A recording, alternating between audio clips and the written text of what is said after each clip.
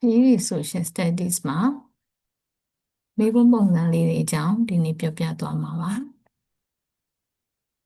ရေး social studies ပါတဲ့ရမှာအများအားဖြင့်တော့chapter 4ခုရှိတယ် chapter 4ခုအများအားဖြင့်သင်ကြတယ်เนาะ chapter 1က civics and government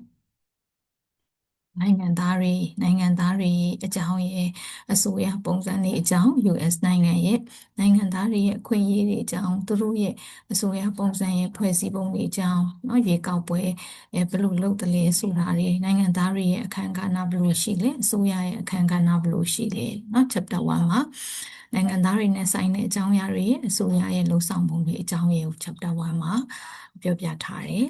chapter 2မှာတော့ US ရဲ့ history သူရဲ့သမိုင်းကြောင်းပေါ့ US နိုင်ငံရဲ့ဘယ်လို US နိုင်ငံဘယ်လိုဖြစ်လာသလဲဆိုတဲ့သူရဲ့သမိုင်းကြောင်း chapter 3မှာတော့ economics နဲ့ chapter 4မှာတော့ geography အကြောင်းတွေကိုပြောထားတယ်အများအားဖြင့် social studies ဘာသာရပ်မှာ chapter 4ခုရှိပါတယ်မိကုမှာ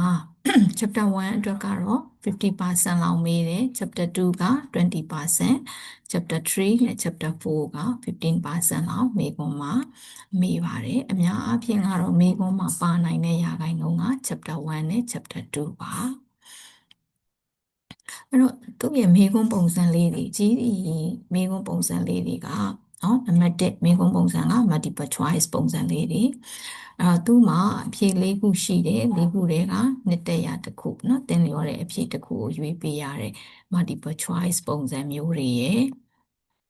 နောက်တစ်ခုကကွက်လက်ဖြေเนาะ fill in the blank ပုံစံမျိုးလေးတွေရယ်နောက်တစ်ခုကdrop down ပုံစံမျိုးလေးတွေเนาะသူအောက်မှာ click လေး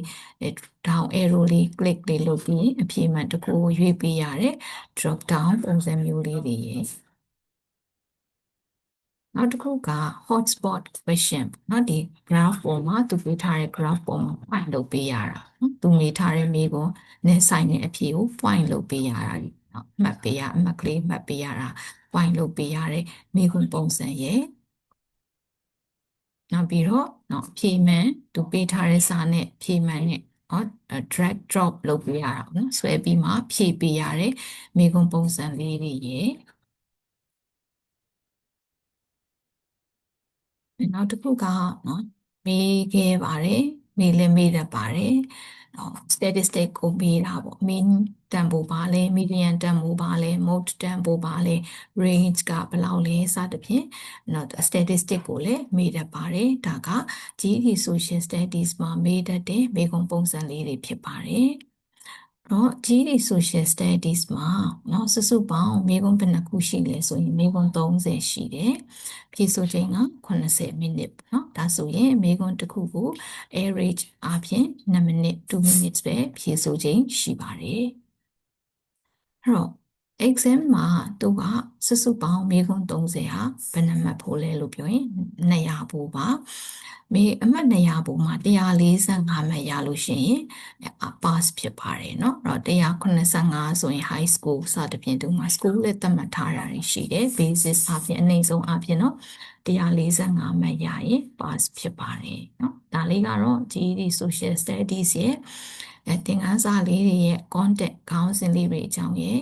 သူရဲ့မေးခွန်းပုံစံလေးတွေအကြောင်းရဲ့ကိုပြောပြထားတာဖြစ်ပါတယ်။ကျန်တာလေးတွေကတော့နောက်ဗီဒီယိုမှာပြောပြပါဦးမယ်။ကျေးဇူးတင်ပါတယ်